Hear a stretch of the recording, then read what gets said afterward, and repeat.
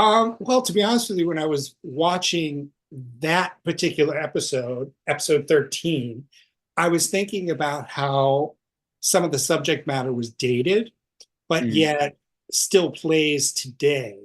Um, kind of like the affair that Brian has with Kip, which takes place at work, which nowadays, after the Me Too movement. Hi, this is Dr. Andrew Rimby, host of the Ivory Tower Boiler Room Arts and Culture podcasts. If you haven't, please take a second to rate us on Spotify or Apple Podcasts. Please make sure you're following us on Spotify or Apple. And did you know we have a YouTube channel? Please subscribe to our YouTube channel. It really means a lot. You can actually see a lot of our video episodes on YouTube. And if you don't want to listen to any ads that are going to happen throughout the episode, even though I love all of our sponsors, of course, you can listen to our ad-free episodes on Patreon. That's patreon.com/Ivory Tower Boiler Room. And right now, you can get 1 week for free to see all of the ad-free episodes. And all of those episodes are also video episodes. So you can get to watch me, the guest, and you can also listen to all of Mary's True Crime and Academia episodes ad free. Okay, I hope you enjoyed the episode.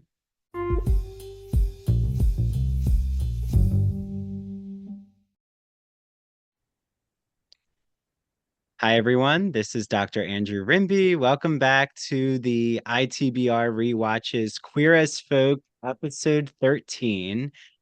So I'm so excited to be joined with someone I've known on Instagram a while, but haven't actually met virtually. I'll consider this real life right now. It's a suspension of real life. So I'm joined with actor, producer, director, writer. I can't wait to pick his brain about his like film producer mind with Queer as Folk. I'm sure he has a lot of takes, hot takes, hopefully. Jonathan Yaskoff, welcome to the Ivory Tower Boiler Room. Thank you for having me, Andrew. Well, It's so nice to first, finally be here. yeah, well, before we jump into the Queer as Folk metaverse, I just want to ask you and pick your brain with my Real Housewives love and listening to your episode on Brandy Glanville's Unfiltered podcast. I think it's called Make Me a Movie Star. Hmm. Um, and I know she asked you a lot about like your relationship to Adriana De Moura. Hmm. And I'm just curious, did you know Adriana like just from the artistic Miami scene? Like when did you actually meet Adriana? Well, to be honest with you, all of the girls on the show are really friends of mine in real life. So Adriana was, she and I have been friends for probably about at least 12 years, right from the beginning of the show. I first met Alexia, Marisol, and Adriana, and we just sort of bonded.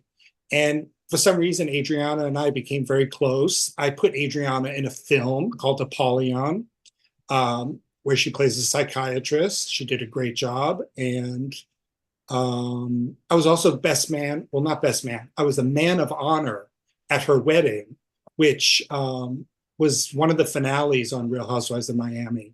Mm. And the producers of Real Housewives loved it, the fact that they were going to have a gay man as her man of honor instead of a, bridesmaid, or what are they called, maid of honor. Um, so that was really fun. And yeah, she and I, we're close. I mean, she's one of my best friends. Yeah. So what do you think of this newfound partnership with Emilio Estefan? Like it I think seems it's like, wonderful. yeah, so she's coming out with an album. Is that what's in the works? Yeah, and well, right now it's a song, which we've already been discussing shooting the music video for it, and we're going back and forth with different ideas, and we're going to be shooting that very soon. Oh, great. Okay. Well, I feel like it was wonderful seeing you um with the Fyah music video. And all that drama that happened with the women seemingly want to be in the video, but also having their foot out the door. And you had your professional hat on, and I could tell you You weren't have to really understand. I, enjoying what was going on. that day was really hard because I only had that boat for a certain amount of time. And, as we're filming, the light changes constantly. Mm-hmm. So in order for me to get these shots, I have to do it relatively quickly. And the girls were getting rowdy, they were drinking. Of course, they start fighting, which there was a lot more fighting than you actually saw. And there was just drama going on everywhere. And then Kiki got into a fight with them, and Kiki started yelling at me, telling me that she didn't want to be in my music video and that she was going to sue me if I put her in the video. Mm.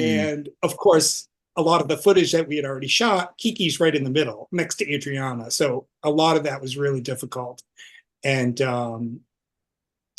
yeah, that day was hard because, like I said, I only had the boat for a little while, a few hours, and we had already had a lot of production problems that day anyway with wind, and the seas were rough, so we couldn't take the boat out, and it was a really hard day, and the girls drinking, and it just made it impossible.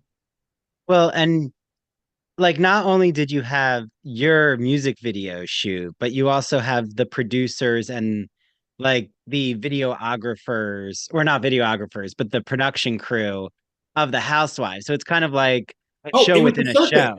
It's a Yeah, so total that circus. must have been confusing. Well, because I'm trying to do my real work, Hmm. and they're trying to do a show at the same time, and oftentimes it overlaps. And when the girls start fighting, they want to capture all that. And to be honest with you, I didn't have time for them to be fighting. I had to shoot this music video. This was a real production. Things were very expensive as far as getting a boat, crew, lighting, everything. And when I only have a tight time frame to work with, it was a little crazy at times, but we still Yeah. had fun. But if there wasn't any fighting, do you think that you would have been featured as much? Like, was that, I sometimes wonder, is that a ploy for the women to make sure that certain scenes are captured? To be honest, there was so much more that did go on, and I really don't pay attention to what they're shooting because I'm just doing my job, which was Yeah. trying to make this music video. And they captured a lot more, which got cut down and edited out. Hmm. Um, you have to understand they're constantly shooting multiple cameras, um, and recording every second that of things that take place. So what you actually see is a very, very small amount of what actually takes place. Yeah. Okay. Well, so I like bridge between your like Housewives of Miami, which you're in Miami, right? Like that's Mhm. your, Yeah. yeah, a place that I still have to visit, and I feel like I'll fall in love with it, and you know, Oh, want to wait a minute. move. Where are you? Well, I'm on Long Island, Oh, okay. Oh, that's right. which I love. You're in Or Port Jefferson. Jefferson. Yeah, I love Long Island. It's just getting through the winter is the struggle. But once like the warm weather hits, then I'm happy. And I like my seasonal shifts. Um, I like the seasons. I can't deal with snow anymore. I used to live in yeah. New York. Did you? Okay. Oh yeah, I lived in Manhattan for a long time, so I'm very So you familiar. know. Oh Yeah, yeah, yeah, I know. yeah. But like the chemistry that the Miami Housewives have brought is just really refreshing, I think, to even the audience. Like the way that their friendships are so intertwined, it kind of does always make me think, why isn't there a gay male reality show? Or if there is a gay male reality show, why does it never last? Like Well, they try. Yeah. there have been. There used to be a show called The A List, which Mm, was actually filmed in New York, and I really liked it. I enjoyed the show. I watched it, but for some reason, it just didn't have legs past a couple of seasons. I don't know why. Could be the subject matter that it's gay men, and it could have been just a little before its time. That was probably 10 years ago. mm. Um, maybe now it might get a better reception. Daddy TV does another show which is with Stormy Daniels. Oh, Um, yes. Is this the DILF show or like, yes, yeah, yeah, yes, yeah. Okay. yes. Yeah. So I have a friend who's producer on that, so I get a little bit of insight. Um, that show I think is doing really well, but it's only on Daddy TV, which is not, it's not huge distribution. It's not like a Bravo show.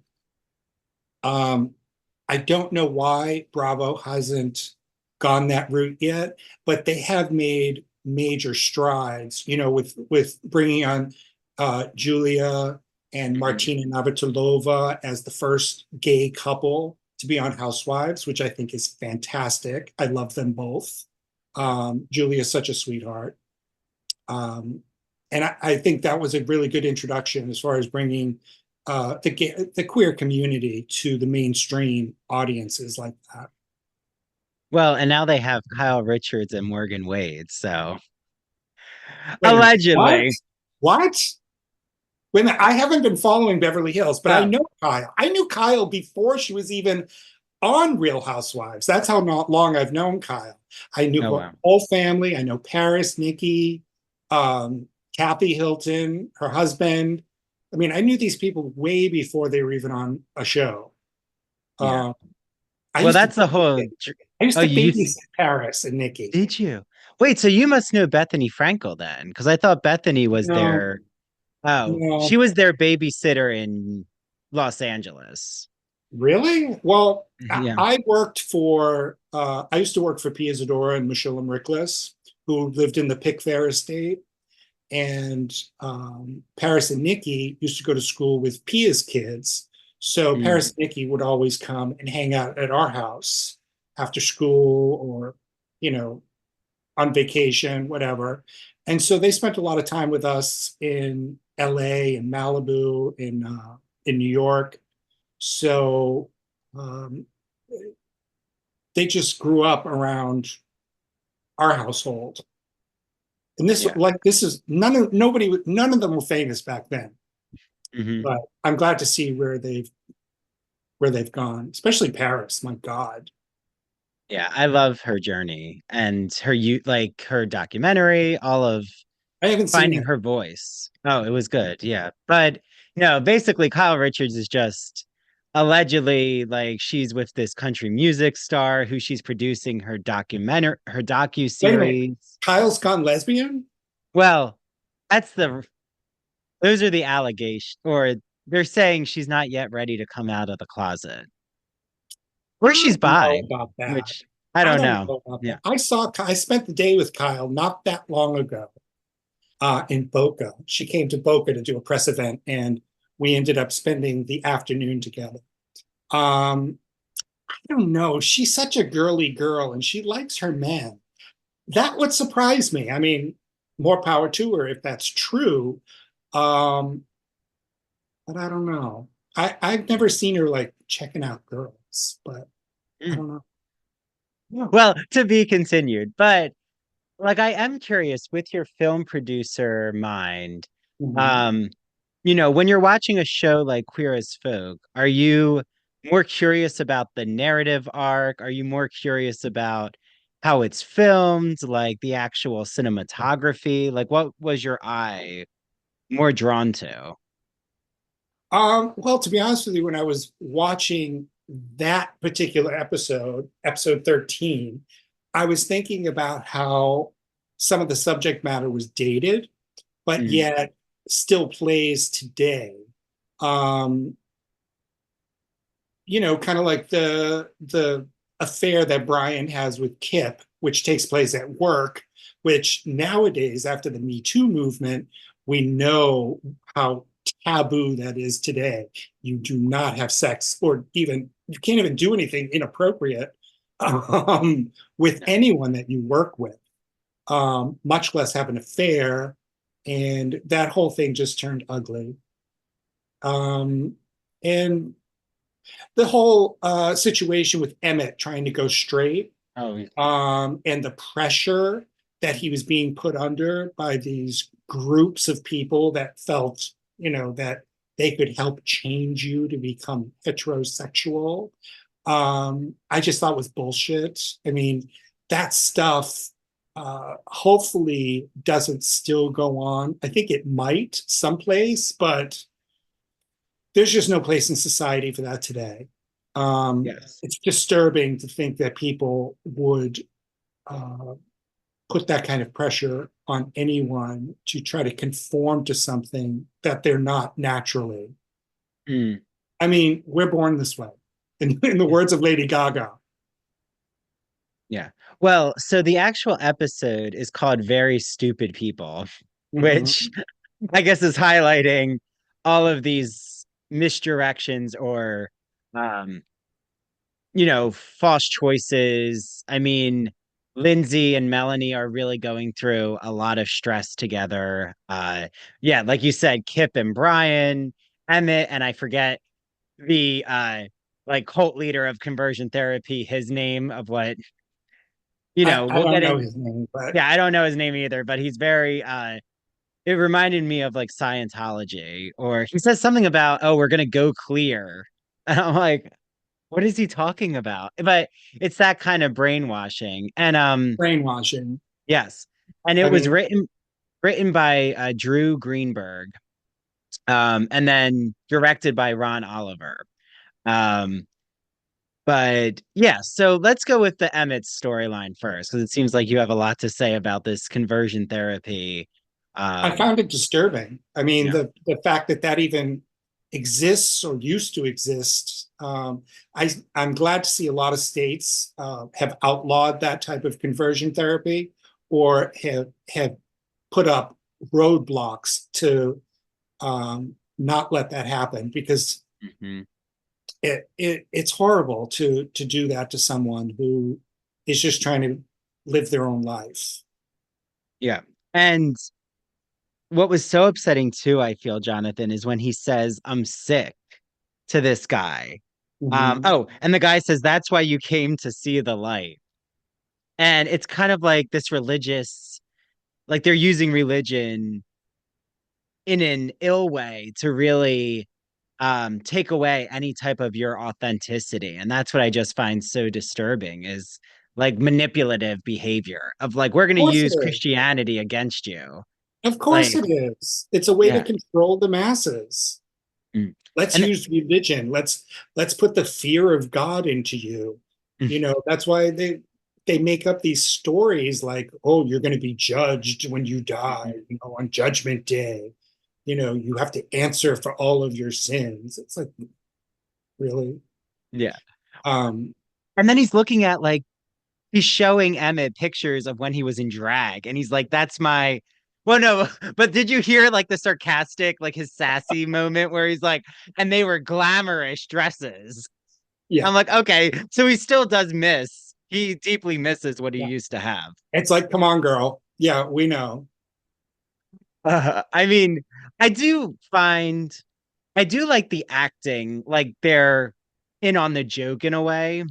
Or Oh I yeah, felt like that moment. Um, it kind of it's a great reminds me of, cast. yeah, it reminds me of like why I loved, like with my boyfriend, I recently went through the like eating out catalog because I remember how profound, especially I think I forget what number it is. You might know, Jonathan, but it's the one where there's like this country bumpkin type model who comes in and he's like doing the nude painting class. Um, and like they all fall for each other and there's like this love triangle that happens. I don't know Okay. this one. Okay. But yeah, it I love that period of the early 2000s. Like we had another gay movie, like there was just so many interesting um seeing it for the first time. Latter Day Saints or Latter Days, I think it was called Latter Days. Latter Day. Um Latter Days, right? Yeah. So like do you feel that it still stands up now in 2024 or does it is it too dated? To me, it seems a little dated.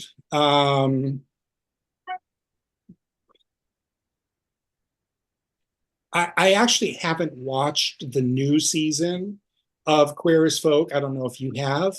Mm. Um, but I would be curious to see how that's adapted, because you have to figure when that was done, it was, 20 plus years ago. Um, Times have changed. We've made a lot of progress as a gay community in the past 2 decades. And it only continues to get better and to get more accepted. Um, some of those storylines I do think are a little dated, um, but some of it still holds true today. Like Melanie's affair with Lindsay, not with Lindsay, behind Lindsay's back, and moving out and having a child. That actually could take place right now. Um, I know of couples like that who deal with those type of struggles where they have a child and one starts to stray, and next thing you know, they're breaking up. And now we've got gay marriage, which 20 years ago we didn't have anything like that. Um, so that raises a whole new, you know, amount of complications to relationships today. Um, Hopefully for the better.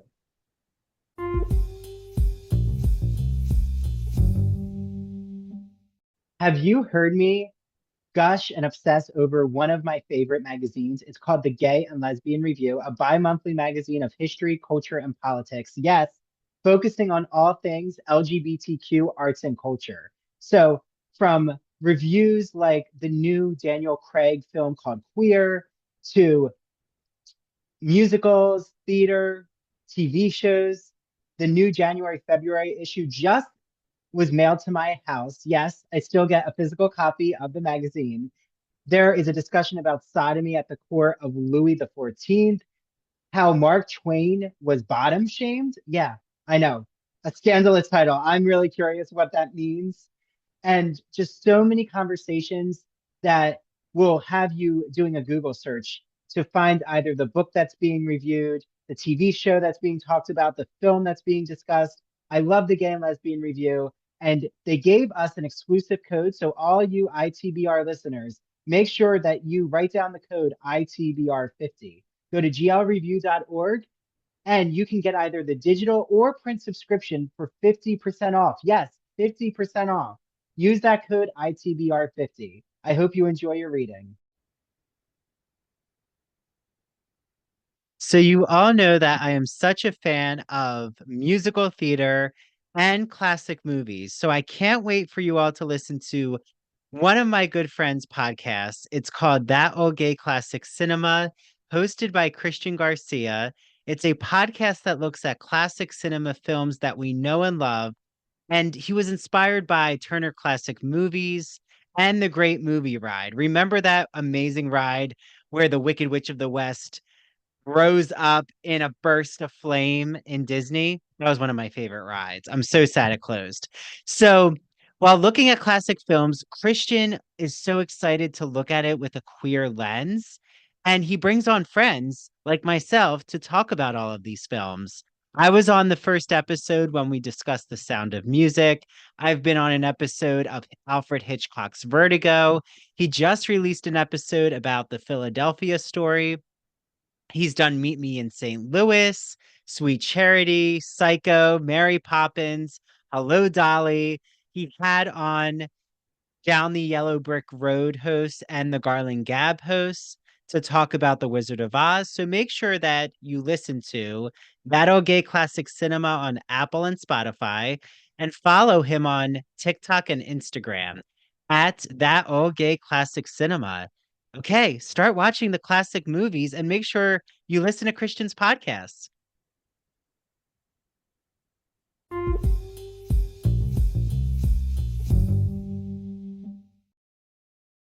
I mean, I do I do like that they at least have a like lesbian family or just Mhm. some type of like queer family represented in this show because like you're saying it does show you that there's progress made even in 2001 when this is coming out. Like they're trying to Mhm. show alternative um ways of having queer life. But I mean the whole workplace issue. I mean first Kip is like I feel he's trying to show you this tutorial of how to get ahead in the workplace. But like, do you agree with him, Jonathan, that as gay men, we should um give each other certain privileges? Like we should help each other rise up the ladder. But the way that he's trying to do it is through sex, which is unethical. I agree with you. I mean, yes, I do believe in supporting my community 100%. But he was on a different trajectory of basically using sex to get ahead in the workplace and then using it against his boss after he was the one that initiated the whole thing from the beginning. So he was basically trying to set Brian up from the beginning to make sure, or at least attempted to get a promotion, which he Mhm. didn't end up getting, Yeah. um, which is It's kind of sad. But yeah, it's textbook quid pro quo. yes, But but you know what? That also used to take place in the straight community as well. Women have Mhm. done that to men, uh, and for all I know, it could still go on, where men are put into those situations where, you know, like you said, quid pro quo. You give me something, I'll give you something. And then later on, they try to frame you with it. Yeah. Well, even So, in Jonathan's film, Smothered by Mothers, streaming on Amazon. Uh, there's a lot of those types of power imbalances, but it's not like only the man who's the like, sports star who's like using his power against these women and having affairs. It's like they also now, are pregnant and trying to get money from him. And it's like an interesting, well, comedy of errors because it's a comedy. But I think in a did way, you like Queer the spoke. attorney? Did you I like the do. attorney who was getting I the do. money? You know who she is, right? I couldn't like she That's seemed Alice Amter. She's recognizable. from Parks and Rec. Not Parks and Rec. What am I saying? Big Bang Theory. She's Raj's Oh, mom yes. on Big Bang Theory, She was and funny. I just love her on Big Bang Theory. Like whenever she would come on, her facial expressions.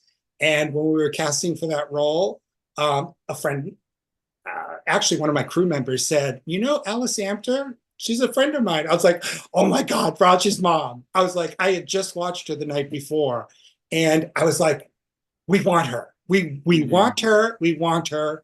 And I was like, "Get her on the phone."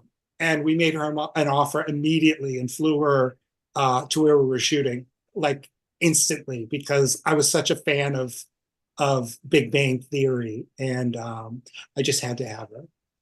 Yeah. Um, Well, and you also have Heather so, Matarazzo, right? right, Yeah. she's another one that I had to She's have. hilarious. Her facial I expressions, it's always painted. I mean, even when she did the Princess Diaries, right? Like Mhm. from an early age too. She's always had that comedic spark. Did you ever see like one of her first films? It's called Welcome to the Dollhouse. Have to watch it. I heard Oh, that she's she's she's a young incredible. girl in that, and she is hysterical. She's another one who I've just been a fan of for so long that I had to have her. When I read the script, she was the person that I immediately thought of for the role of Annie. I was like, we got to try to get her. And people were like, "Who is she? Who is she?" And I was like, from this movie, from that movie, from this one. And I did everything I could to get Heather. She was definitely my choice. She was the person that I had to have. She was one of the earlier people that we cast, Mm. um, just because I again was such a fan of hers. Um, Actually, we had somebody from your neighborhood, Bert Young, who lived in your town that you live in now, Oh, Port really? Jefferson. Yes. Oh, You know Bert Young? He's now passed away, but he starred in all the Rocky films with Sylvester Stallone. oh, interesting. Okay. I don't know if you've ever Yeah. seen him. He was also in another film that I adored called The Pope of Greenwich Village, Mm. which um, is actually kind of hot when he was younger. Uh, but um, he was, he's Academy Award nominee. But yeah, he lived in your town, Port Oh, Jefferson. so funny. Yeah, yeah. I mean, I know near me is Ralph Macchio lives near Right. me. Yeah, Okay. there's a few. Yeah, Edie Falco is in Northport. There's like, Love her. yeah, the Long Islanders. Mhm. But I do think that with Kip, like this is where with Brian, I always struggle, John or Jonathan, but if I can call you John, whatever you prefer, Jonathan.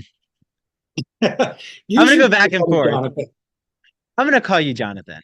I know. Okay. I was looking at Okay. your Zoom name and then I'm like, it like triggered my mind. Okay. Uh, but yeah, when Kip says basically, that you've been like the word you have a reputation, or like he keeps implying that he knows what Brian is doing with other men. I mean, Brian has made himself a scarlet letter. Like Brian is the Oh, one who's yeah. also always broken these um HR violations. So like I always Very just vocal, wonder, yeah. yeah, like how much is Brian actually to blame for like getting involved in all of this just messiness, or is Brian a victim? Like I feel like he's kind of all over the place. Well, he's kind of both, Yeah. but Brian's character is he's a hoe. He is a male hoe. He's a hoe throughout the entire run of the show. I mean, that's his character. He's a um, I don't know, is there a word for instead of a womanizer, he's a manonizer? I don't know. Um, but he likes to seduce people. Once he realized Kip was into him, you saw in that episode, he said that he likes to be the one in control. He likes to be the one to take what he wants. He didn't want to be taken. He wanted to be in charge. He wanted to go after Kip. Um, but Kip made the first move, and Brian didn't like that. Brian Mhm. wanted to be the boss. He wanted to be the aggressor. Yeah. So is he the victim? No. Yeah. Kip used his own playbook, Yes, against he him. did. Yes. Yeah. I mean, Kip is pretty with it and intellectual, I feel Mhm. like, but well, I don't know. I mean, what do you think? We don't really get a lot of Justin in this episode, but we do get Justin in Brian's place, and then like Justin spying on seeing who's the guy going into Brian's place. Like, what do Yeah, I you think didn't of the quite whole? get that. I was like, Yeah. he's looking, but he didn't seem to really care. Um, like I was thinking, did they have some sort of a falling out? Like I didn't really understand why he was so disconnected from Mm. Brian at that point. Um, I don't know.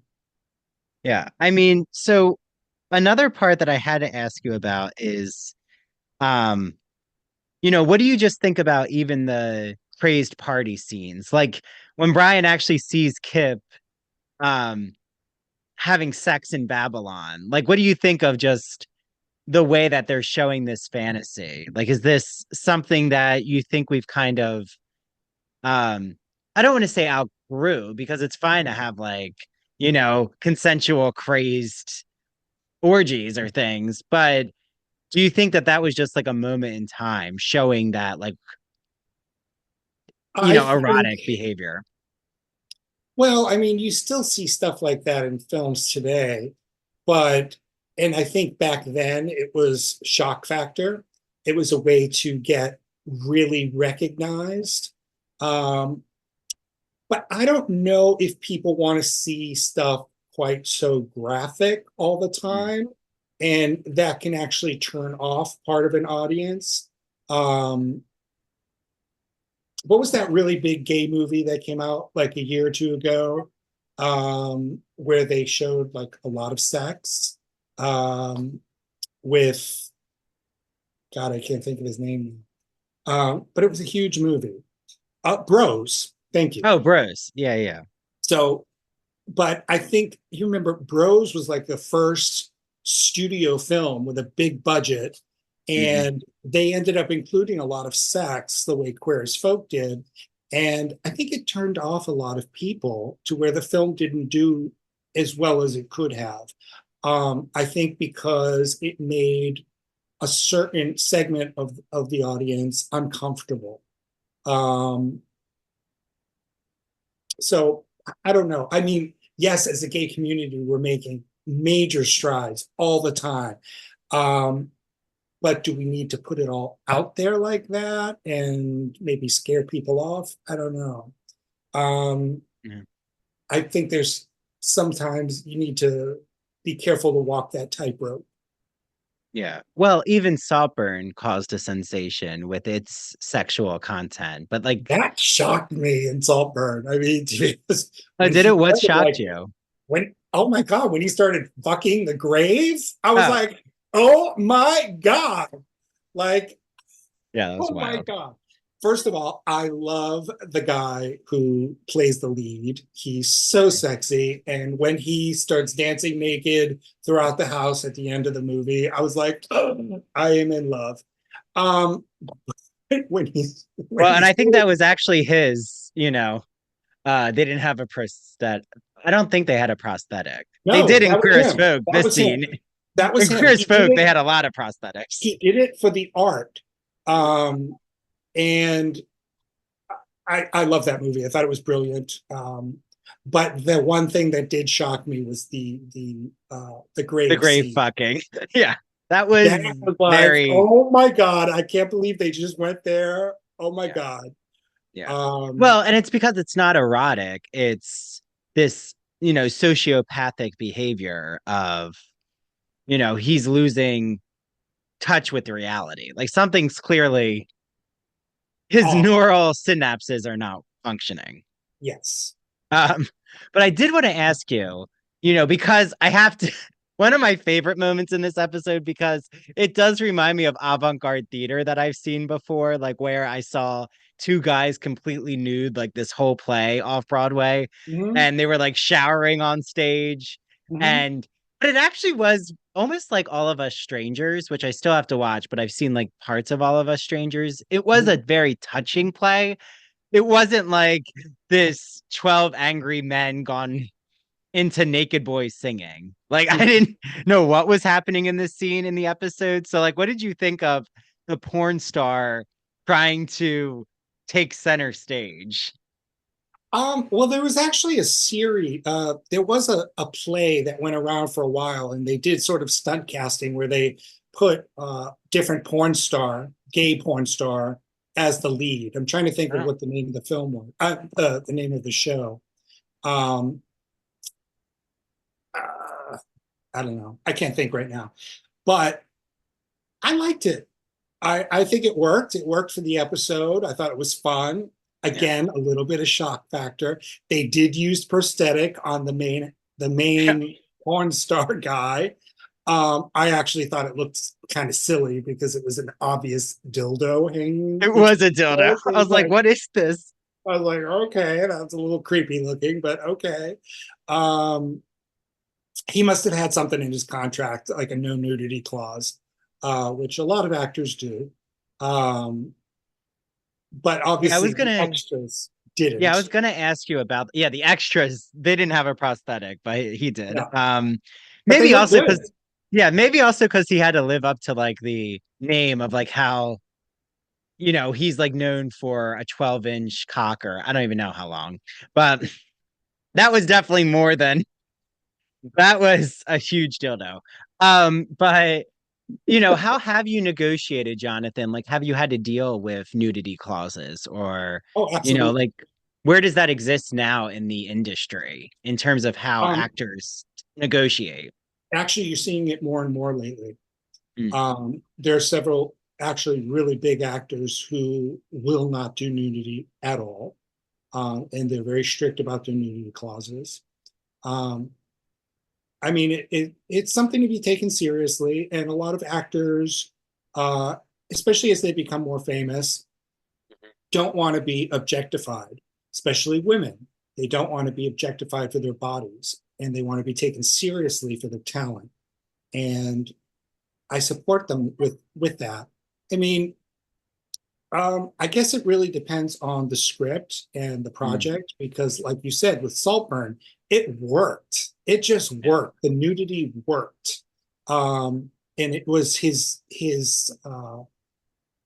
free spirit that really was captured by him running around naked and dancing around this mansion. It was wonderful. It was beautiful to watch. Um, but yeah, as far as nudity, you definitely see that a lot. A lot of actors don't want to do nudity. Um, but it's different for every project. And like I said, I think um, if it's for the art, I think people are a lot more accepting of it. But if it's just something that's going to be a sex scene and it's borderline pornographic, that's when it becomes problematic. Um, Especially for actors that are, concerned about what's going to be their next film after this project is finished. So, like I said, if it's for the art and it's done tastefully, a lot of times it's not a problem. Yeah. Or if like um right, James Franco was in King Cobra, or it's a film about the porn industry. I always find Mhm. that must be an interesting navigating that type of project. But I think if you're an actor, you know what you're going to sign up for. Like Oh, yeah. when they had like, oh, Amanda Seyfried was the did Linda Lovelace's Mhm. um biopic. So like, if you know that you're going to have to deal with Deep Throat, there's going to be some conversations around nudity. But like, do I you actually think that, didn't see that, yeah, but I'm a huge fan of Amanda Seyfried. she's good. She's Yeah. amazing. But like, do you think that there is a difference between how men like navigate even just sexual content, or if you're a gay man in the industry, do you feel like you're probably going to have to be nude at some point? I think that's a personal choice that the actor has to make. Um, Me personally, I don't have a nude community. I go to nude beaches. Brandy and I were talking about that. I wanted to bring Brandy to a nude beach. Um, and and I in go fact, too, Jonathan. actually, what? So I go to Fire Island. I think it's beautiful. Um, but like this next film that I've done, where I act in it, I'm nude in that film, but it's done tastefully. And I've done films before where I had a sex scene with someone, and I did this film where I was supposed to be in a relationship with this guy, and we were supposed to have this sex scene. And come to find out, the actor that was playing my boyfriend was homophobic. Oh, Ouch! that definitely changes everything. That Wow. it became a disaster. Wait, It when was did you find this out? Like after he had already read the script, as or we were rehearsing the day we were shooting. Um, yeah, that actor had major issues with being touched. Um, while he's supposed to be my boyfriend, we're supposed to have a sex scene, and I was shocked that he was homophobic, and I basically had a very serious conversation with the director and was like, what were you thinking? Hiring someone who's homophobic to play my boyfriend. I was like, why would he even want to play this part? So, that's a good question. yes, Why but that's why did water he under the agree? bridge. That Oh film my is, goodness. that was a long time ago, and I've moved way beyond that.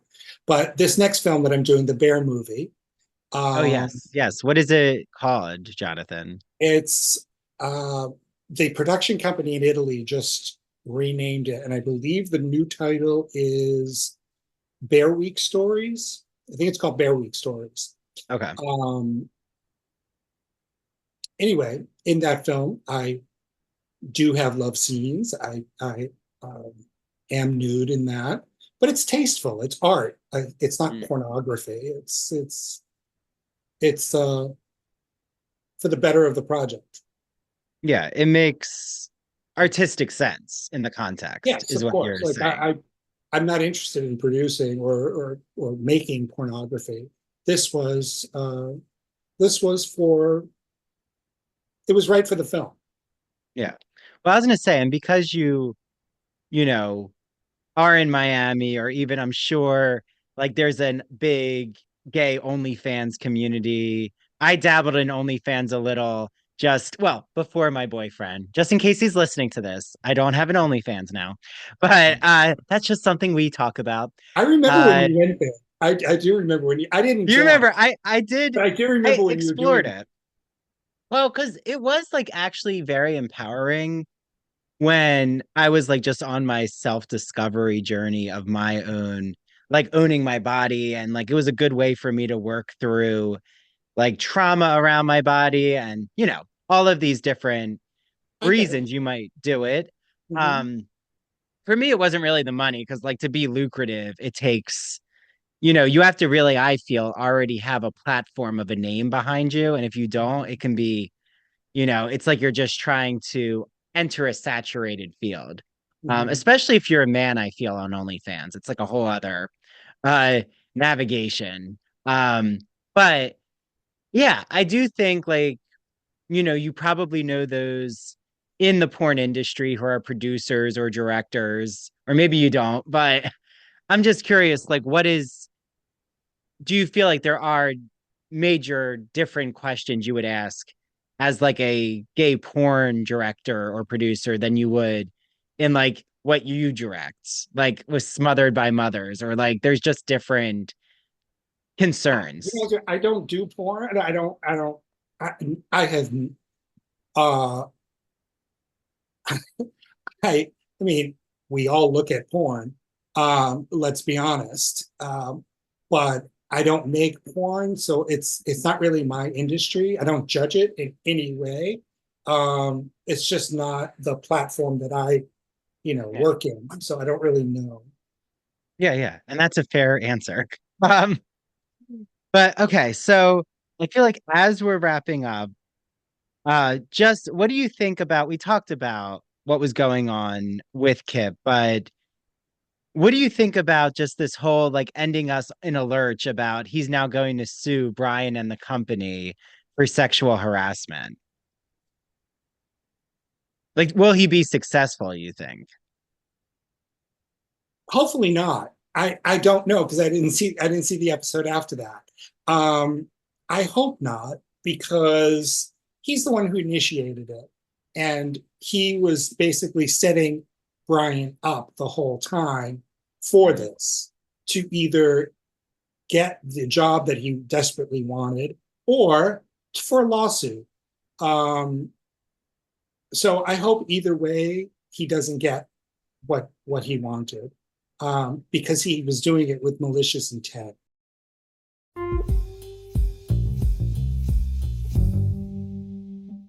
As an English professor, I would have no idea where to begin with books to assign to my students. So I absolutely love Broadview Press, who is celebrating their 40th anniversary.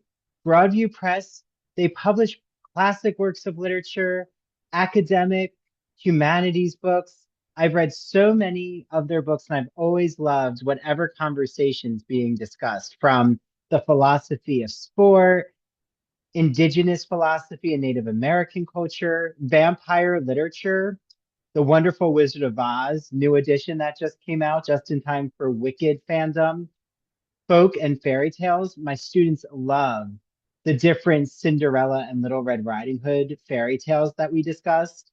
They always have a really exciting collection. So head on over right now to broadviewpress.com. Use the exclusive code that they gave us, Ivory Tower, for 20% off all of your orders. I hope you enjoy your reading, and please let me know and DM me with the books that you're getting from Broadview Press, because I'd love to share it with Dylan from Broadview Press, who always is curious to see what the Ivory Tower Boiler Room community is purchasing. So enjoy your reading, and I hope you discover even more exciting humanities works.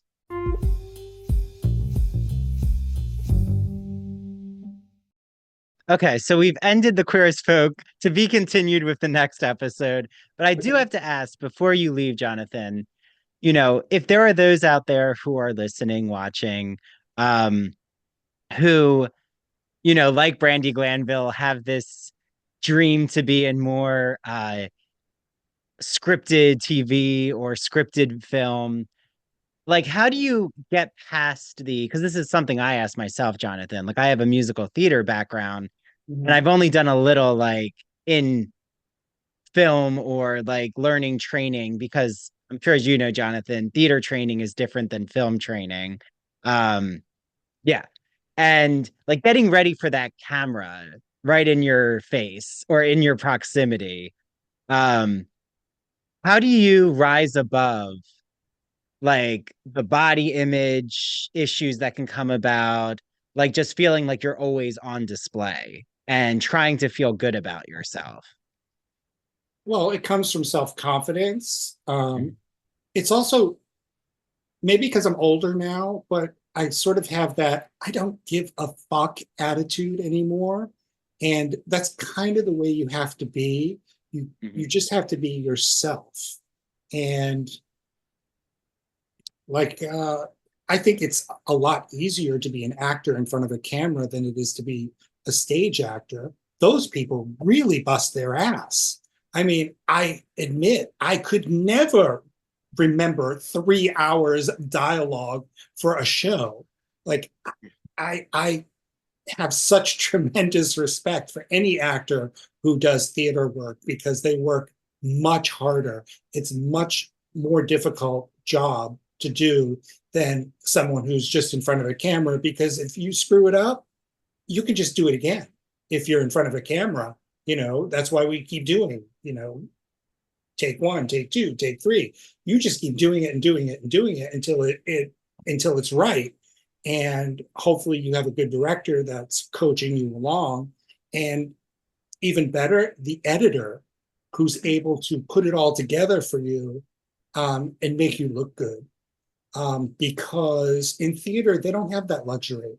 No. Those people are really busting their ass and they work so hard. Um, and I think being in front of a camera, you sort of just have to pretend the camera's not there and um, just focus on the scene and your whoever the you know acting partner is that you have, um, and just let it flow and just not really pay attention to what's going on around you. Yeah. So are you saying, Jonathan, that there's some movie magic that can definitely help glamorize you that's different than in stage acting? Absolutely. Absolutely. In film, we have all the tricks. We have all the trade, all the tricks of the trade. We have, lighting, sound, everything to be able to manipulate it to get the best possible performance, as opposed to theater, stage actors. They don't have that luxury. They got one shot to go out there and to remember their lines. If you don't remember your lines when you're making a movie, we just go cut, they read the lines to you and you Mm, just repeat them. I mean, it's a lot easier than these stage actors. Those people really bust their ass. yeah. Well, and you know, do you feel like reality TV stars, like, say, because Mm-hmm. you know the orbit so well, I Mm-hmm. feel like they're actually in a really interesting dilemma in a way because like this is actually who they are in real life and they're Mm-hmm. not, you know, behind a facade of a character. Like they can't say like, no, I'm Adriana the character. It's like, no, this is actually her life. But yet the public is scrutinizing her as a character and probably will never meet like actually have a sit down over coffee with her. So it's hard to like sometimes have that human connection. So you think of them as artificial people. Like, how do you think reality stars get through just that sludge of um being scrutinized? Well, a lot of it has to be quick thinking. You have to Mhm. understand they're not given scripts. So, they're put into situations and they'll get minor guidance of Mhm. what we're doing in this scene or what we're doing, at this location, but it's really up to the actor or the, say with Housewives, it's up to the ladies to really be quick on their feet with the dialogue and sort of make it up as they go. A lot of it is what they're really dealing with in real life. But as you know, in order for it to be interesting for television, they've got to spice it up a little bit. Mhm. They have to turn the volume up to like past 100. Yes, they crank it Whatever's up. on the inside, you need to bring out on the outside and speak Yeah. it. Yeah. But like, That's why I think this cast for Real Housewives of Miami is great because they're they're all really friends in real life. mhm. I can attest to that, and um, I think they've got a really good dynamic happening right now. I think it's a good cast. It's a strong cast, Yeah. and they're funny. Yeah. And I have a feeling like anyone, who's a housewife, like Erica Jane, who can be on camera, like if there is a theatricality, they do Mhm. tend to have that charisma on screen. Like Lisa Rinna, I mean, you can tell that they do have a certain, um, not saying acting training necessarily makes you a better reality star, but it can't hurt, in my Well, Lisa opinion. Rinna was already an Yeah. actress. I mean, in Yes. a good one. She was on a hit show, so uh, yeah, I mean, she definitely has the chops for it. But no, you're right. A lot of these women don't have acting experience, and they sort of make it up on the fly. And a lot of them are really good at it. Yeah. I know the Miami cast is great. I'm very impressed with this group of ladies that's on there right now. Yeah, no, it's wonderful. Well, Jonathan, where can everyone, follow you on social media? Make sure that they can like watch your oeuvre of films that you've been behind, or even watch, this Bear film that's going to come out soon, which I can't wait for because you have a big part in it. So I'm excited for Yes, that. I do. Yes, I do. Um, the new film is called Bear Week Stories, and it should be out this summer, Oh, uh, great. just in time for Bear Week in Provincetown, Oh, there we go. and which is where it was filmed. Um, and you can follow me on Instagram, Jonathan Yaskoff on Instagram, pretty easy to find, or on IMDb, and you can see all the projects that I work on.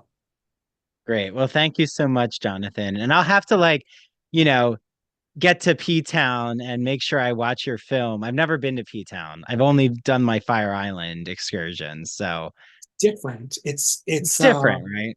Yeah. There's a lot more to do in P Town than there is Far Island. There's a lot more shops, there's a lot more bars and restaurants and things like Yeah. that. Like it's more of a Uh, downtown, right? yeah, it's an old Portuguese village. Oh, cool. And there's one like main street that everybody walks up and down, but it's got art galleries. It's super charming. Um, it's a fun atmosphere. It's clean fun. It's not messy fun. It's not like Miami, like wild. It's everything shuts down at 2. Oh. See, my boyfriend wants to get me to South Beach, so I have a feeling that's like when you talk about party atmosphere, and I don't drink, Gay so I pride feel is like, coming. I don't drink either. oh, okay. Would I still have a good, even though you've like Um, I said we were ending, but I just have to ask, do you think that I would still like have a good time if I want to see the art scene, like the museums and Of like, is there enough course, to do in Miami? there's tons to do in Miami. Okay. Miami, like the New York with a beach. There's Mm. always something going on. There's always a different event every week, whether it's a music festival, art festival, boat show, there's constant different things going on every week. So Yeah. you won't be bored.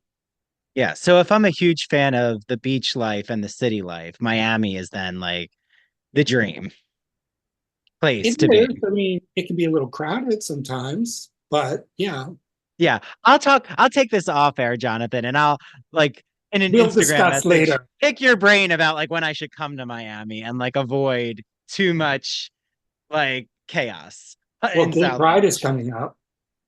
Oh, okay. When is Gay Pride? April.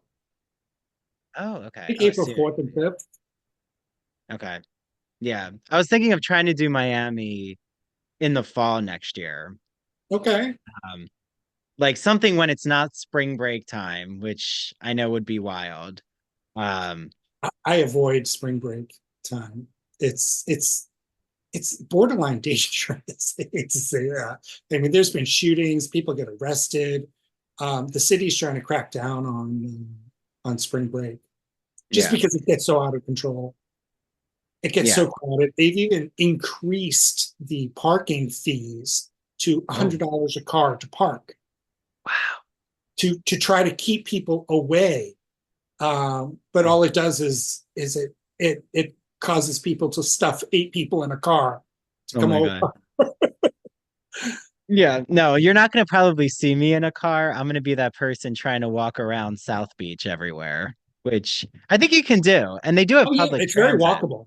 It's very Yeah. walkable.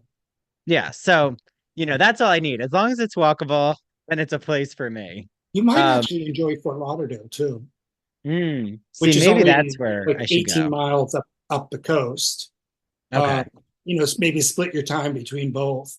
But There we Fort go. Lauderdale's got a larger gay community. Mhm. And Wilton Manors is kind of like the sister city to Provincetown.